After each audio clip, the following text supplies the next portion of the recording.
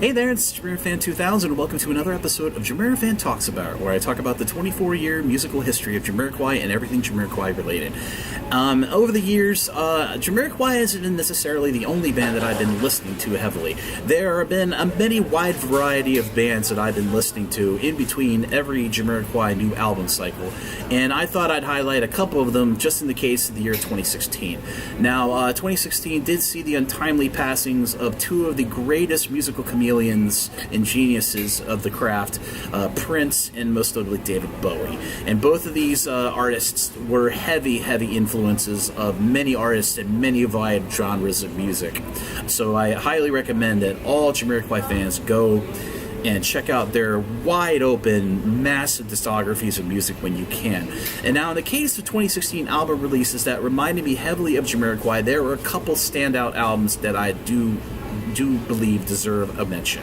First off, there is an amazing band out of Michigan called VULFPECK.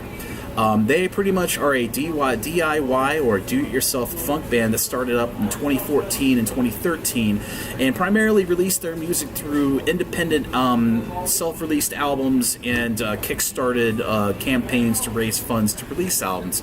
And in the case of 2016, the band saw a massive expansion with the release of their 2016 album, A Beautiful Game, which was released after a Kickstarter campaign that raised $125,000 to release the album.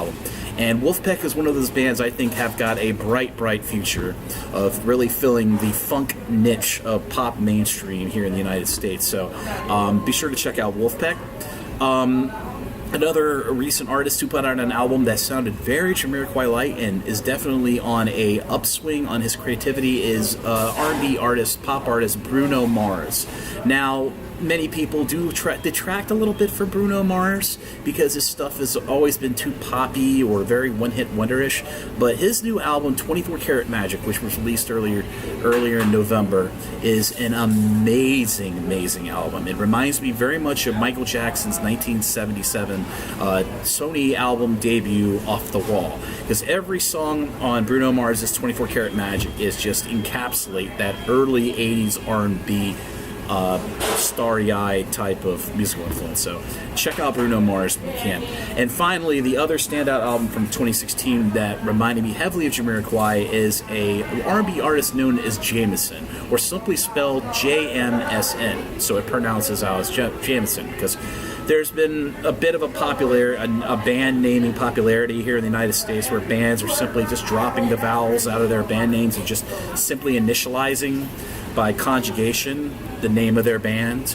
So JMSN's one of those guys that's been around for about maybe 6-7 years, and his latest album is definitely a standout and definitely a step up in his sound and his equity as an amazing R&B artist. It reminds me a lot of about maybe an instrumentally based type of Jamiroquai type of sound. So definitely check out his 2016 album. I have put links to all of these artists, these before mentioned artists, and their albums streams on Spotify. If you use Spotify, check out the links to their albums in the description box of this video down below. And I will see you again very soon with another episode of JamiroFan Talks About, and this time about Jamiroquai, hopefully. But I thought I'd give a little exposure to the other artists that I'm currently listening to heavily in expectation of the new Jamiroquai album coming out in early 2017. So this is JamiroFan 2000. See you again very soon with another episode of JamiroFan Talks About. Bye, everybody.